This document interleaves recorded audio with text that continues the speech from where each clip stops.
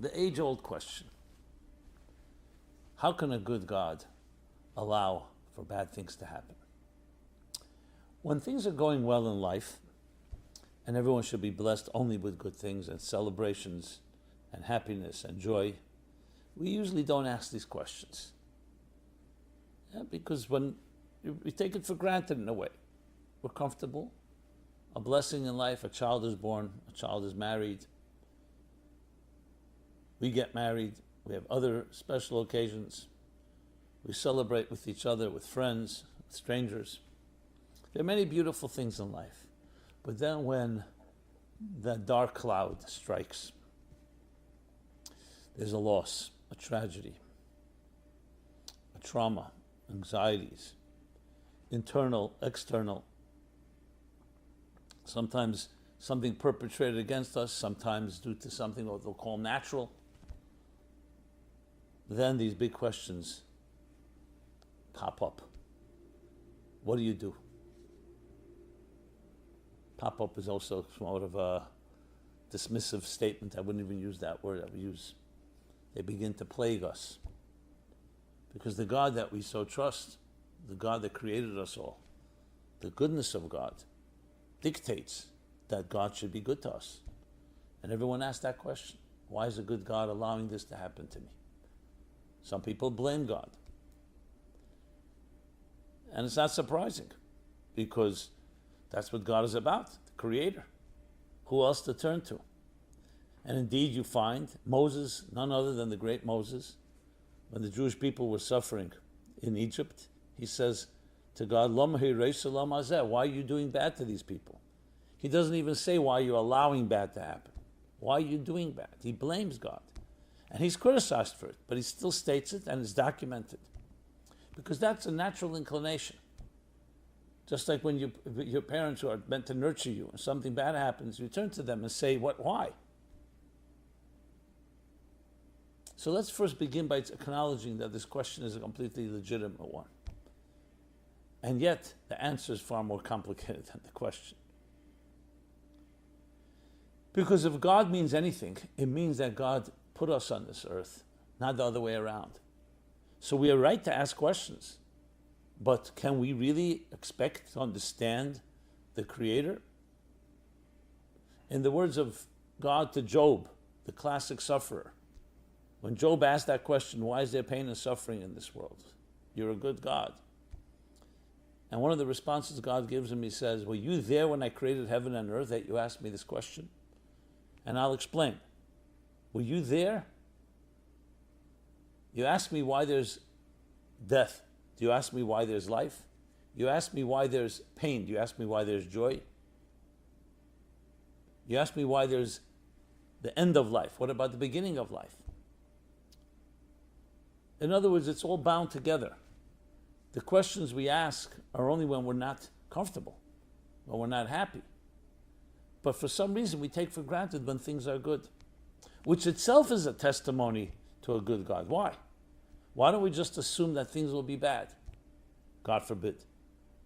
Because there's something inherent within us, that beating within us, that goodness is ultimately going to prevail.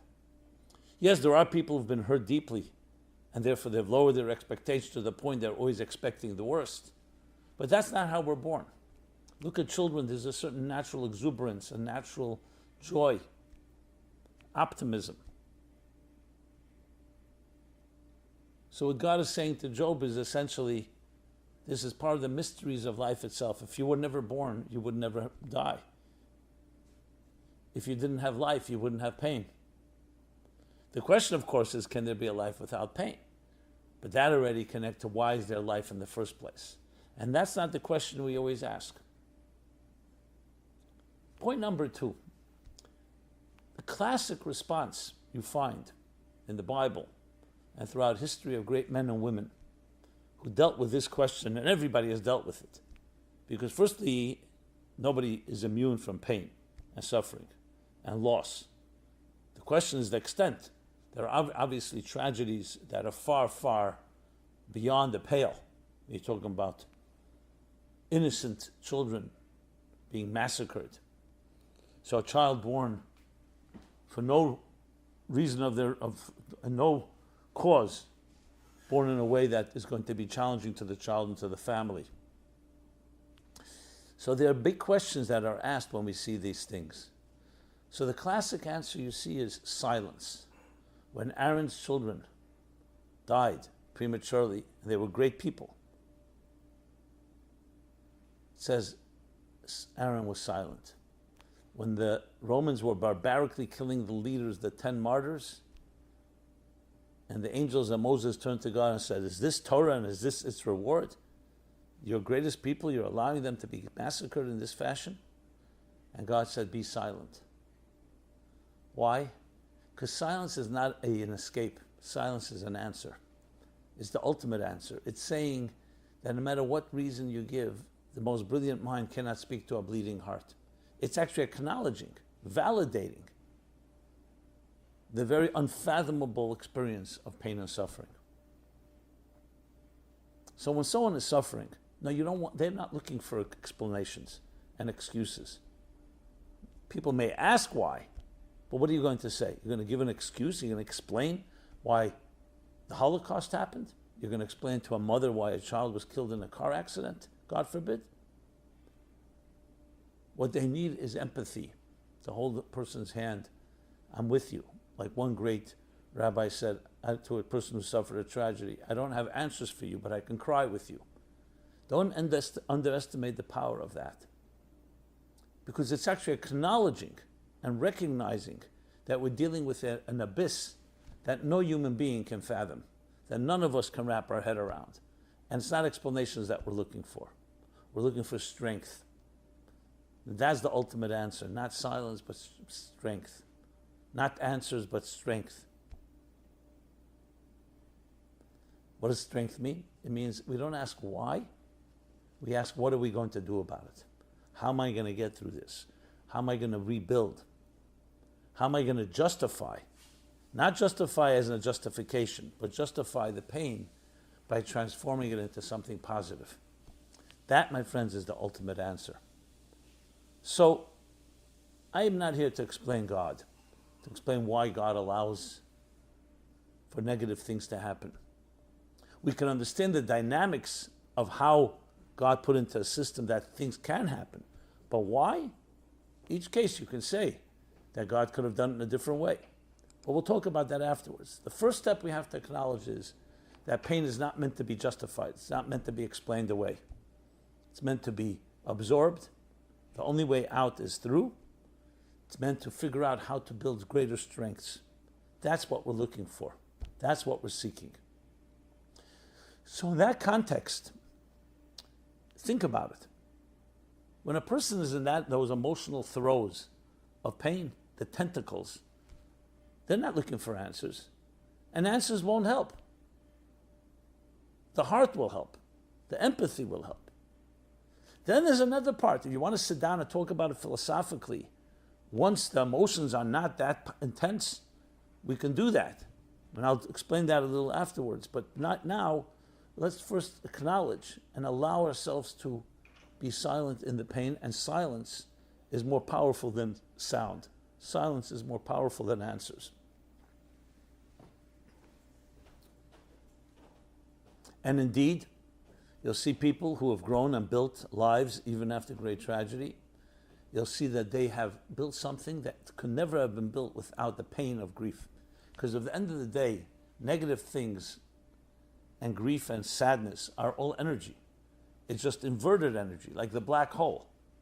A black hole, that gravitational pull is so intense, it doesn't allow light to escape. That's what pain is like. However, there's tremendous energy there. So how do you tap into it? By transforming it into something. I remember when my father passed away, it was very traumatic, very deep grief, most traumatic event in my life. And I've been blessed. I acknowledge that and I thank God with gratitude. I've been blessed. I've seen people who've suffered in ways I can't even imagine. But still, at the same time, the grief I experienced, ultimately for me, the catharsis, the healing, was when I channeled. My father was a journalist. He had started a newspaper. He was a publisher, an editor of the Allgemeiner. And as the oldest son, I continued it. Completely as a mitzvah. I did it simply as a good deed. I had plenty of work to be done, and I felt my father working through me. And in some ways, the vacuum, the loss, was transformed into very powerful ways. Of course, I would love to be sitting with my father and embracing him and being able to have a conversation and everything that comes with a relationship. But to say that was just pure grief, a dead end, absolutely not. The grief was channeled. That's what we do. We channel. By recognizing, going back to the words to Job, that God said to Job, by recognizing that there's a deeper story to life. Would I prefer not to have life? Would you prefer not to have life so in order to avoid pain? Now, some would say perhaps. Some are in that type of situation where things are so terrible, and I feel terrible for a person like that. I feel deep empathy. But at the end of the day, the beauties of life and the purpose of life is God making us a partner with God to build a better world. Ultimately, that is the ultimate purpose. And giving human beings free will and giving people the ability to choose to do good or to choose to hurt someone is part of the process. The goal is not to hurt. The goal is to choose. But to choose requires options. But you could say, okay, fine, that's human beings hurting another. What about God allowing tragedy to happen? So this brings us back to the central theme that the Arizal, whose yahrzeit is actually the next few days, on the 5th of the Hebrew month of Av, explains the doctrine, the secret of the Tzimtzum, that in order to create existence, an independent consciousness like ourselves, God concealed the divine presence. Because as long as the divine presence is there, that's called the divine good, there's no room for independence. Think of a parent watching a child take its first steps. The child will inevitably fall unless the parent holds the child, and the parent won't hold the child because you want the child to learn to walk on its own. It's not an act of compassion to hold your child. You're there, you show your child, I'm here for you. But the parent will restrain itself, restrain himself or herself, father or mother, to allow the child to take those steps. You need to create that independent space. A small example. Same thing, a teacher needs to restrain him or herself to allow the independent student to understand the idea, to be an entity on their own. It's the key to life. Had God just taken over and we're just puppets and robots of fulfilling God's goodness, there'd be no purpose to existence. So the very purpose of existence allows for independence. Independence allows room for there to be hurt. The classic example for this is a parent hides from a child in order to elicit the ingenuity of the child to find the parent. But the parent has hidden himself or herself so well that the child gives up. Looks and looks. The concealment was not in order to conceal. The concealment was in order to elicit the intelligence of the child to find the parent. Same idea. So essentially, all negative things in life are essentially a result of a misunderstood concealment. When we don't understand why God is concealed, and we go off on our own, and existence itself can do things that are inconsistent and not aligned with the divine goodness, and that in essence is every tragedy and every loss and every pain and every suffering, that's where it's rooted. But again, this is not coming as an explanation to explain to someone that's why it happened to you. It's explaining the dynamics, how it's possible and why it's possible. It's possible in order to allow for independent existence. So just as your child goes off to school, things could happen that are not positive. Whereas if you sheltered your child and kept the child home, it may not happen, but then the child will never become independent. The child will never spread its wings. So part and parcel of a life of purpose and a life of choice is that there's the ability for something negative to happen. But all is not lost, because the purpose of the concealment is to reveal. That's why within that grief, within that sadness, within that loss lies tremendous amount of energy.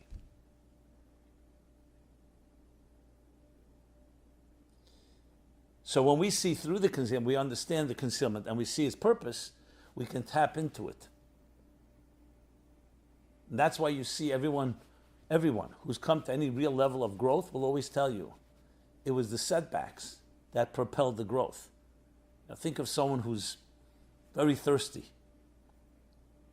The thirst builds up, and you therefore builds up a passion and a deep thirst for water. Someone who's sated and is not thirsty doesn't have that passion. So it actually is the thirst that creates the passion, that creates the motivation, that creates the impetus to go find the drink. A dam, you build a dam, the water is rushing. But the water is rushing at a certain pace. When you build a dam, the more the resistance, the more the pressure of the water builds up to the point that it's a tremendous amount of pressure. So what do you see from all of this? That concealment actually has even more power than revelation.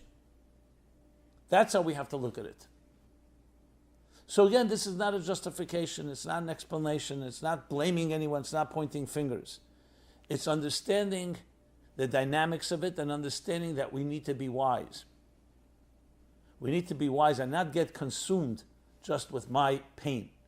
Yes, there's a time to cry, and there's a time to grieve, and there's a time to let it seep through you and not explain things. But ultimately the goal is to tap into it and redeem it, channel and harness that energy into positive, tremendous growth. And indeed, this is what you see. One of the reasons I'm speaking about this topic now, because we're now in the beginning of the 9 days. This is the saddest period of the Jewish calendar, when both temples were destroyed. But the 9 days really signify a psychological, emotional state, a dissonance, a concealment. So it's sadness on the surface, and we have to acknowledge that. Just like you acknowledge when there's a death in a family of a loved one.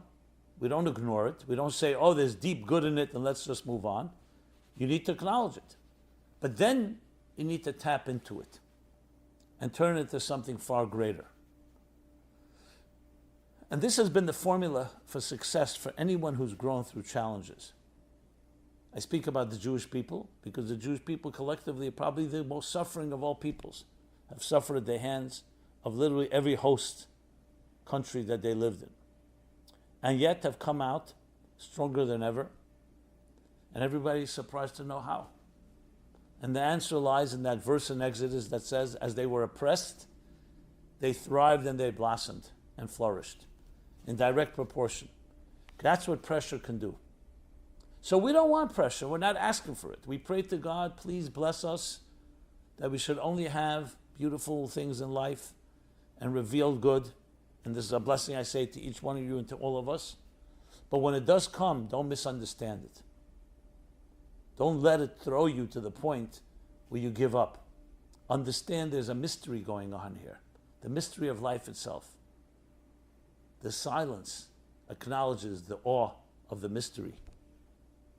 Yes, it's a mystique, it's a mystery.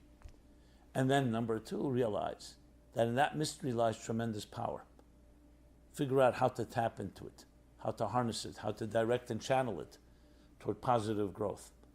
Never ask why. Ask how. What will I do about it? Not why, but what. We are entitled to ask why, but realize that the answer is going to be we don't know. The answer is going to be silence. But what can we do about it? There's a lot to say. And that's build. Take the energy and turn it into something beautiful. When we honor someone that we love, we honor a yahrzeit, the anniversary of someone's passing. When we build something in the name of a legacy of someone who has who've lost, then we realize we haven't lost them.